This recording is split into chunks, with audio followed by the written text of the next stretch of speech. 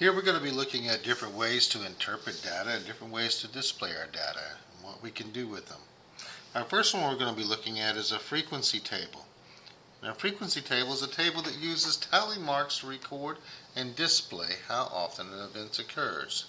Notice here in this example we have sports, we have our tally marks, and then we have our frequency. The sports in this case are basketball, football, and baseball. And they've gone through and made tally marks for each one time it occurs for the favorite sport. We count up the tally marks, and that's where the frequency here comes in. And we can then use that data to take and answer questions such as, how many more students favor football than basketball? So here is football, here is basketball.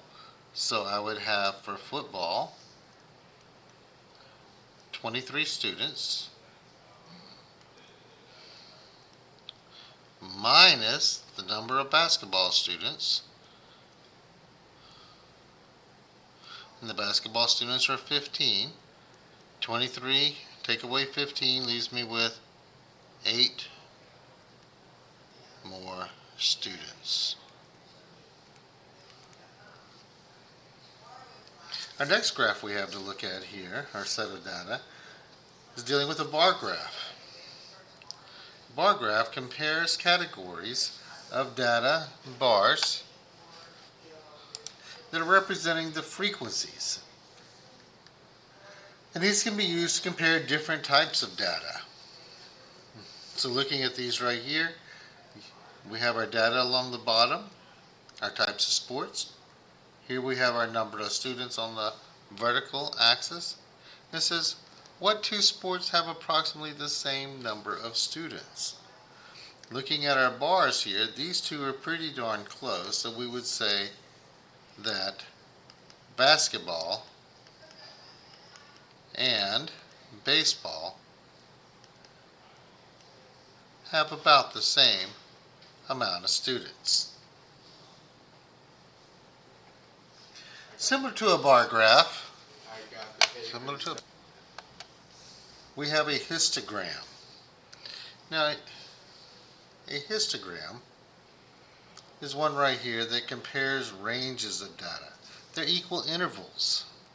So histograms, we're similar to a bar graph, but it has everything over equal intervals. Notice down here at the bottom, we have intervals of ages, and they're all the same size. We have our age of our pro ball players, and it gives us a picture of how things are arranged here, based off of this table here of the age of pro ball players. So how many pro ball players are there under 31 years old? Well, right here is my mark here. Everything to the right is older or the same or older than 31.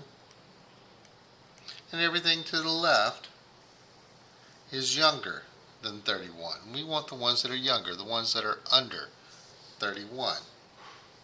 So looking at this right here, 26 to 30, there are 13. 21 to 25, there are 7. And 16 to 20 is 2. We can add those three together and we see that there are 22 players that are under 31. Histograms look similar to a bar graph, but they are all continuous over intervals, equal intervals of data. The next ones we have are line graphs. Our line graphs here, they show how data changes over time. Okay? That way we can use these things to help us predict things that might happen in the future.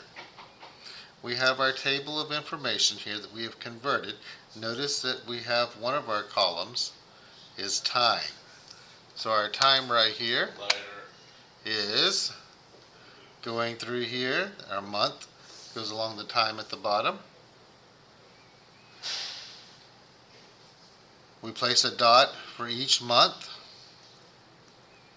and connect the dots because it is a fluid set of information. Okay? And it says, what is the difference in the number of books from February to August? Here's my February. Here's my August. So we can look at our graph and we see that to help us figure out about where it would be. Or we could use our table for this information. In February we have 23. In August we have 94. So we do 94, take away 23, and the difference would be 71.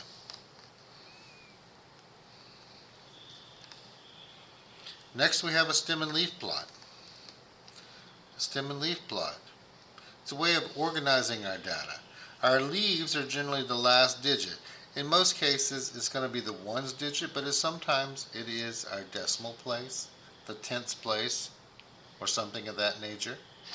The stem is going to be the ones in front of it. In this case it's the tens place. Sometimes it's the hundreds and tens, or so on. We go through and we place them in order. Notice all the leaves are arranged in order from least to greatest next to my stem. So all of our data has been organized. So what kind of measure of central tendency could you use a stem and leaf plot to find? Well, you could find just about any type of central tendency with it, but it lends itself real easy to find a median or a mode, because everything is arranged nice, neat, and pretty in order. And our last set of data we have to look at is circle graphs. Now circle graphs, they show us the relationships of parts of data to a whole set of data. Remember, our circle graphs have to always equal 100% when we add our things together. So everything. And each piece of it is what we call a sector. And each sector is a percentage of the whole thing.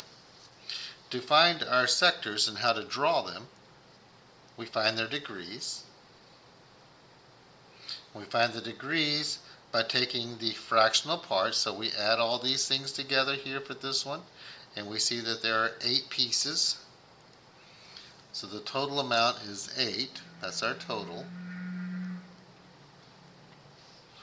The total amount is 8.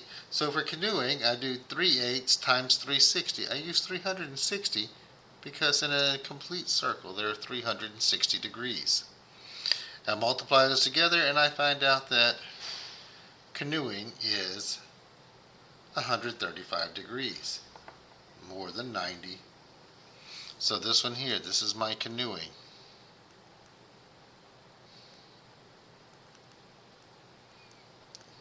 Denoted by this key right here. Crafts are 45. These other two are 90. So they are 1/4 of it. We can use that. So what is the percent of camp hours that are spent canoeing? To find my percentage, I can take and set up my proportion and do 3/8 is equal to x over 100. I multiply 3 times 100 and divide by 8. So I have x is equal to 300 divided by 8, which would tell me that my percentage is, well, 8 goes into 30 3 times 7.5%. So canoeing is going to be 37.5% of our time.